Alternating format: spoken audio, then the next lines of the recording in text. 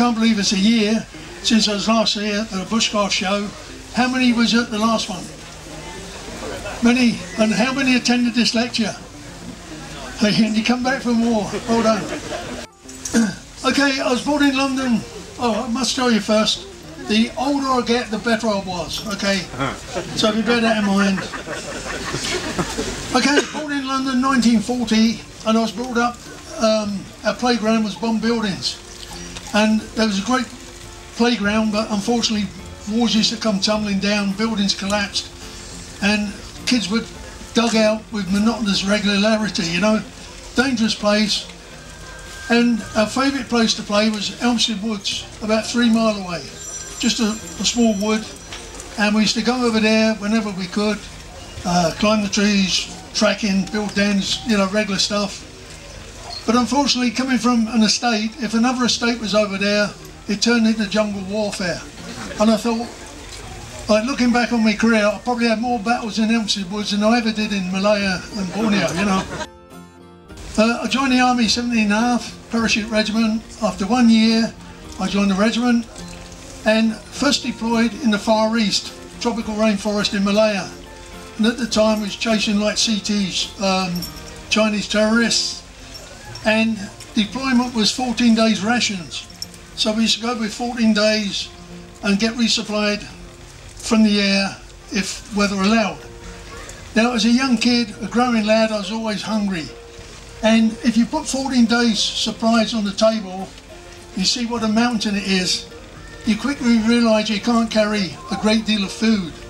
We had to take ammunition, we had to take a radio, batteries, medical kit, demolition kit, and so that was the essentials. And the only way we could adjust our food, our weight, was by food. And so I was shown what to take, what not to take. And being a young lad, like I say, a growing lad, after 9 days I run out of rations. And there's nothing worse than being hungry. And fortunately enough, in each patrol we had 2 E-band trackers. These guys come from a tribe in Borneo, the original headhunters, and we used them for tracking. And of a night they went hunting, and they come back with bats, frogs, snakes, fish, and a lot of vegetation that they could eat. I quickly become their best friends. I used to hang about where they bash it up, and they used to feed me. But I had always had a thirst for knowledge, and I wanted to see what you can and can't eat, and I promised myself I would never go hungry again. Okay, bees and wasps. Now everyone's different. A man was killed by 1 bee sting because he had massive reaction to it, anaphylactic shock, and it killed him. And another guy got stung over 1,000 times and survived. And so you want to find out all about yourself before you find yourself in this predicament, okay? I guess your luck's out with one sting, you know. But wasps are probably 5 to 10 times worse than the bee sting. I was stung last year and I forgot how painful it was, you know, and it makes you think a bit.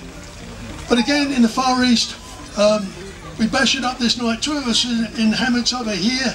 My mate was in a hammock over here. Separate hammocks, by the way, but same trees, okay. And we're all reading, and we use a candle. And the candle to the side, any flying thing goes into the candle, drops onto the floor. Whereas if you're reading with a light lamp, they fly into that, drop on you and sting you. So a candle's ideal. Anyway, about 10 o'clock at night, we were a scream, and my mate said, I've been bitten.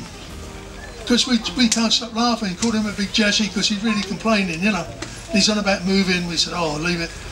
So we carried on reading, he wouldn't read. The next night, he wouldn't read at all. Me and my mate's reading. Hornet flew in, batted it. Where did it land? On my mate. It stung him again. 10 o'clock at night, he gets up and he moved camp. Now to do this in the jungle at night, I thought that must be pretty painful. Anyway, we took the mickey all the time, you know, saying what a weakling he was and that. And he said, you wait. The next night I got stung here. And all I can say was excruciating. It was like a white hot rivet into my wrist and like an explosion. Immediate big lump under my arm, and I couldn't use my arm for a good 36 hours, you know. Needless to say, we moved immediately, you know. But hornets, they are dangerous. Without fear, I would climb mountains with no ropes. I would swim in shark infested waters and I wouldn't last. I'd drink someone else's beer, okay? Pain, I could put my hand in the fire and it just destroy it. So fear and pain, they're very, very positive. Don't try to hide it, they're going to keep you safe.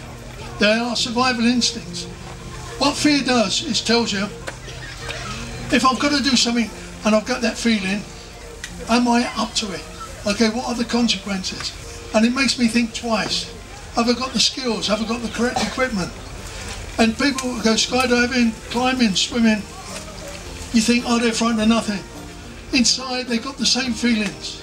The moment you don't get that feeling doing something dangerous, it's the time to give up the profession, okay? People say, how'd you go to the toilet in the Arctic? You're exactly the same here, but faster, okay? And you don't want to bear anything to the elements. And you got so much kit on, you got your sort of thermals on, you got piles, you got fleeces, windproofs, waterproofs, outer garments, inner garments, celopats, you know. And you only do it once, like Mick was new to the mountain. And inside the tent, once you get it all up, you use this shovel, do what you want on the shovel, and then you get it and throw it as far as you can over the glacier. I know it seems crude, but there's no toilets or nothing. First time he done it, got everything off, squatted, perfect, put everything up, and I turned the shovel over. Looks, starts doing all his kit off again. Where's that gone, you know? You might say you only do it once. If you had to go back to when you first started in the army, what was the one bit of advice you would give yourself? Probably join the RAF so often, you know. Yeah. I didn't want to join the army. National service was on, you know, and we'd done everything to get out national service. Made out we had piles, flat feet, stupid. I didn't have that stupid, you know, but we'd done everything in our power. And when they turned around and said, you don't have to go, I missed it by 1 month. I thought, what am I missing? I had a mate who was army barmy. He said, come with me.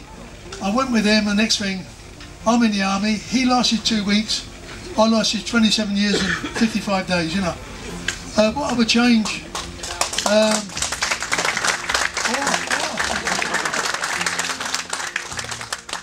What I would change?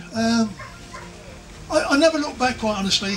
I think I made lots of mistakes and I can't undo them, but I can make sure they don't happen again, you know. I can look forward and make sure I don't do them again.